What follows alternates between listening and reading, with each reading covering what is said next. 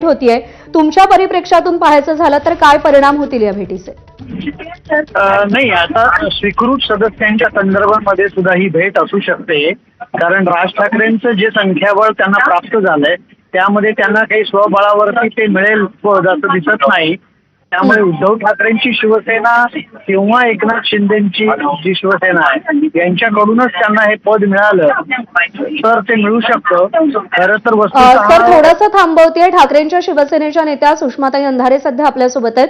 सुषमाताई नमस्कार. राज ठाकरे थेट नंदनवनवर पोहोचलेले आहेत एकनाथ शिंदेची भेट घेण्यासाठी. प्रतिक्रिया आपली.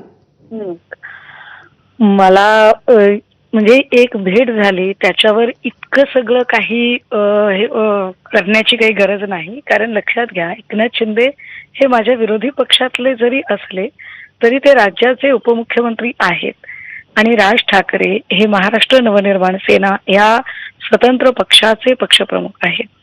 त्यांनी कुणाला भेटायला जावं, कुणाला जाऊ नये यावर आमचं बंधन असण्याचं काहीच कारण नाही, आक्षेप असण्याचं काही कारण नाही. आणि राज्याचे उपमुख्यमंत्री कुठल्याही पक्षाच्या प्रमुखाला भेटू शकतात. त्यामुळे त्यात काही वेगळं वाटून घेण्याचं काहीच कारण नाही ना. पण आता तुमची ही प्रतिक्रिया जरी असली सुषमाताई, तरी सुद्धा पुण्यामध्ये नुसतं अजित पवार आणि शरद पवारांच्या युतीच्या चर्चा सुरू होत्या, तेही तुम्हाला मान्य होत नव्हतं, पटत नव्हतं किंवा तुम्ही ते स्वीकारत नव्हता. अहो ताई, परिस्थिती बघा. तेव्हा जेव्हा निवडणुकांचा काळ असतो तेव्हाच्या भेटीगाठींना एक पार्श्वभूमी असते, काही कंगोरे असतात. आता कुठली निवडणूकच नाहीये. आता स्वीकृत नगरसेवकांचा प्रश्न आहेच ना ताई. स्वीकृत नगरसेवकांच्या प्रश्नाला अवकाश आहे. आधी स्थायी समिती, आज मला वाटते स्थायी समितीच्या काहीतरी निवडणुका वगैरे, तर ह्या सगळ्या गोष्टीला तर खूप अवकाश आहे.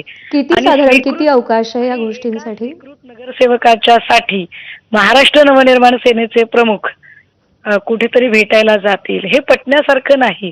पण तरी सुद्धा तुम्हाला जर त्याचा पडताळा करून घ्यायचा असेल तर मला असं वाटतं की मनसेच्या प्रवक्त्यांना विचारलेलं जास्त उत्तम असेल. मला वाटतं त्या दोनही पक्षांच्या प्रवक्त्यांना कदाचित माझ्यापेक्षा अधिकच माहीत असेल. असं आहे की ठाकरेंच्या शिवसेनेला, तुमच्या शिवसेनेला भाजप चालतं पण शिंदेची शिवसेना अजिबात चालत नाही, स्पष्ट विरोध असतो तुमचा. अशात राज ठाकरे एकनाथ शिंदेची भेट घेतायत, ते तुम्हाला चालतं का? उद्धव ठाकरेंची अधिकृत भूमिका समजायची का?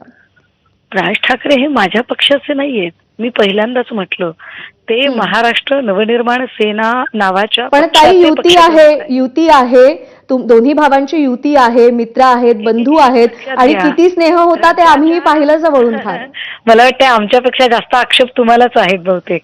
आम्हाला आक्षेप नाहीये, आम्हाला प्रश्न आहेत. आम्हाला आक्षेप नाहीयेत, आम्हाला प्रश्न पडतात राज्याच्या राजकारणात काय चाललंय. नाही, असे काहीही प्रश्न पडू देऊ नका. एका पक्षाचे प्रमुख एका राज्याच्या उपमुख्यमंत्र्यांना भेटत असतील तर त्याला अनेक पदर असू शकतात, अनेक कारणं असू शकतात. एवढ्या छोट्याशा गोष्टीने हायपर होण्यासारखं काही कारण नाही. आम्ही हायपरही झालेलो नाहीत आणि आपल्याला आवाहन हेही आहे की आमच्या प्रश्नांना तुम्ही आक्षेप समजू नका. आम्ही फक्त प्रश्न विचारतोय आणि तुम्ही शिवसेनेच्या जबाबदार नेत्या आहात, त्यामुळे तुम्हाला प्रश्न विचारतोय. पण या भेटीचा आता ठाकरेंच्या शिवसेनेला काहीही त्यांची हरकत नाही, काही आपत्ती नाही तुम्हाला या भेटीची? मी या पक्षाची अत्यंत जबाबदार पदाधिकारी आहे आणि म्हणूनच मी अत्यंत जबाबदारीने माझं म्हणणं मांडते की ज्या भेटीमध्ये माझ्या पक्षाचा काही रोलच नाही त्या भेटीचं कारण मला कसं सांगता येईल. मला वाटतं की त्या भेटीचं कारण त्या दोन पक्षांचे प्रवक्तेच अधिक व्यवस्थित सांगू शकतील. मला माहीत नसताना उगाच आगपाखड करणे किंवा उगाच काहीतरी भलते तर्क लावणे हे माझ्या जबाबदार पदाला शोभणारे नाही.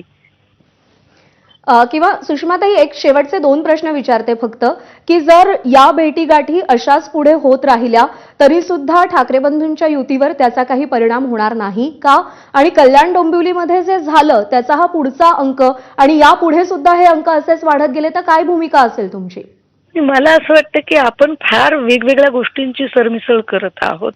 मुळात ही भेट कशासाठी आहे हे माहीत नसताना उगाच मनात मांडे रचण्याचं मी काय कारण आहे एक.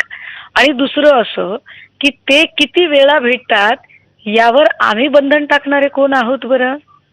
तो एक स्वतंत्र पक्ष आहे. त्या स्वतंत्र पक्षाने काय निर्णय घ्यावे, काय मूव घ्याव्या, हा त्यांचा स्वतंत्र बंधनाचा मुद्दा अधिकार. अशासाठी आला सुषमाताई, कारण का ज्यावेळी देवेंद्र फडणवीसांच्या गाठीभेटी होत होत्या तेव्हा अशा गाठीभेटी व्हायला नकोत अशी अपेक्षा आपल्याच पक्षाकडून व्यक्त झाली होती. होत होती, कारण तेव्हाची परिस्थिती अशी होती की तेव्हा निवडणुका होत्या, लोकसभा होती, विधानसभा होती, महापालिका होती. आता कुठल्याही निवडणुका नाहीयेत.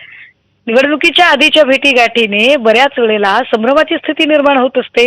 आता निवडणुका नाहीयेत, आता सगळ्या निवडणुका झालेल्या आहेत. आता निवडणुकीनंतर काही शहरातले महत्वाचे प्रश्न आहेत, त्या प्रश्नांवर चर्चा होणं अपेक्षित आहे.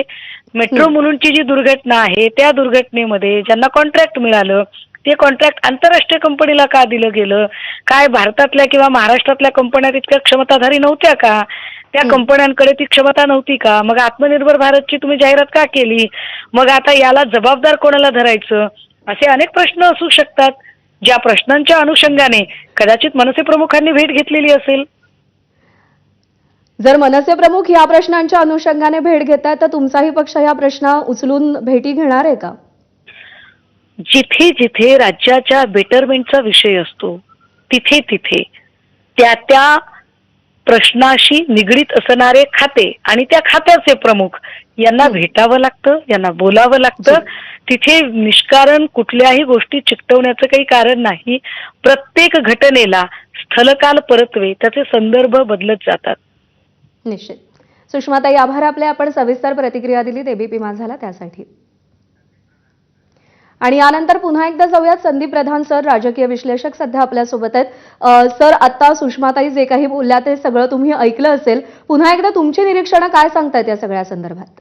नाही, मगाशी मी बोलत होतो की ठाकरे बंधूंची युती झाली होती ठाकरे ब्रँड मजबूत करण्यासाठी, आणि त्यामुळे जर काही स्वीकृत सदस्यांची भेट असेल समजा, तर मला